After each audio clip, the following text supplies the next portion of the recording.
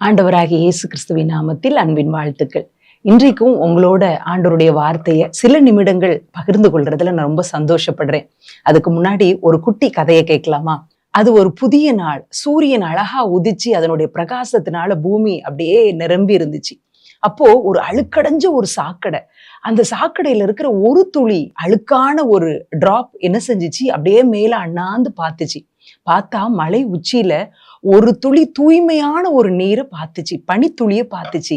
அது அவ்வளோ தூய்மையா, அவ்வளோ சுத்தமா அப்படியே அந்த சூரிய ஒளியில அப்படியே பிரகாசிச்சுட்டு இருக்கிறத பார்த்த உடனே அந்த சாக்கடையில இருந்த அந்த ஒரு துளி தண்ணீருக்கு ஒரு பெரிய ஏக்கம் வந்துச்சு. அப்படியே அண்ணாந்து பார்த்து, ஆண்டவரே எவ்வளோ அழகா இந்த மலை உச்சியில இந்த பனித்துளி மின்னி கொண்டிருக்குது.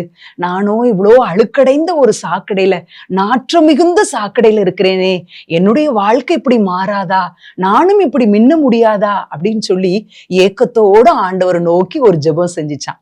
உடனே ஆண்டவர், நிச்சயமா உன் ஏக்கத்தை நான் தீர்க்க முடியும் அப்படின்னு சொல்லிட்டு சூரிய கதிர்களை அப்படியே வேகமா ரொம்ப ஸ்ட்ராங்கா அந்த சாக்கடையின் மேல ஆண்டவர் உதிக்க வச்சார். அந்த சாக்கடையில இருக்கிற அந்த ஒரு துளி நீர் அப்படியே ஆவியாகி மெதுவா மேல போச்சான்.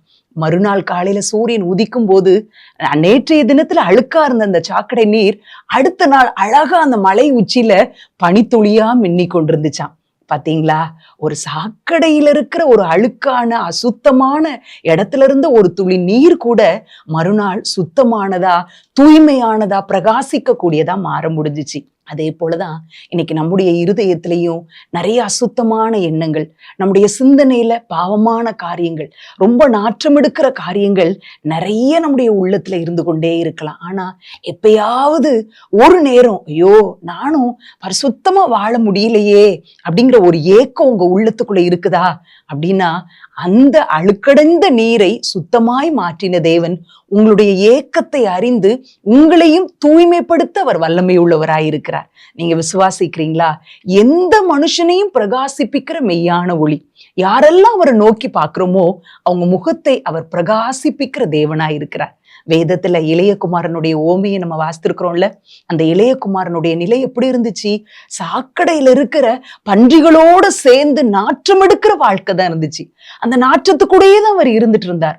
ஆனா ஒரு நாள் அவருடைய உள்ளத்துல ஒரு எண்ணம் வந்துச்சு. என்ன ஏக்கம்? தன்னுடைய அப்பாவுடைய வீட்டை நினைத்து ஒரு ஏக்கம் வந்துச்சு. நான் எங்க அப்பா வீட்டுக்கு போனா அவர் என்னை சேர்த்து கொள்வார். அப்பாவுடைய அன்பை குறித்த ஒரு எண்ணம் அவருடைய உள்ளத்துல உண்டாச்சு. உடனே அவர் புத்தி தெளிந்து இருந்த இடத்தை விட்டு எழுந்து தகப்பன் வீட்டுக்கு நேர போகிறார். நடந்தது என்ன நமக்கு தெரியும். தகப்பன் ரொம்ப கோபமா இருந்தாரா? இல்ல, அந்த இளையகுமாரன் மேல வருத்தத்தோடு தான் இருந்தார். அவன் வீட்டை விட்டு போனது வருத்தம் தான். ஆனாலும் மகனுடைய வருகைக்காக காத்து கொண்டே இருந்தார். மகனை பார்த்தவுடன் அள்ளி அணைத்து முத்தமிட்டு தன்னுடைய மகனாய் மீண்டும் அணைத்து கொண்டார். அவருக்கு புதிய வஸ்திரம், புதிய பாதரட்சை, மோதிரம், அப்படியே பயங்கர விருந்து அப்படின்னு சொல்லி அன்றைக்கு அவருடைய வீடே கோலாகலமாக மாறியது.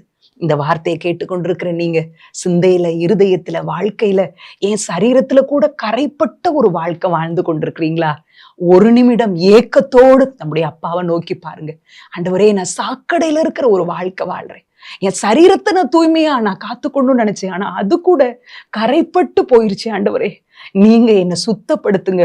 ஒரு சாக்கடை நீரை நீங்க பனித்துளியாய் மேல உயரத்துக்கு கொண்டு போக முடியும் அப்படின்னு சொன்னா என் வாழ்க்கையும் மாற்றுங்கன்னு சொல்லி இளையகுமாரனை போல இருக்கிற இடத்திலிருந்து எழுந்து தகப்பன் வீட்டிற்கு வாருங்கள்.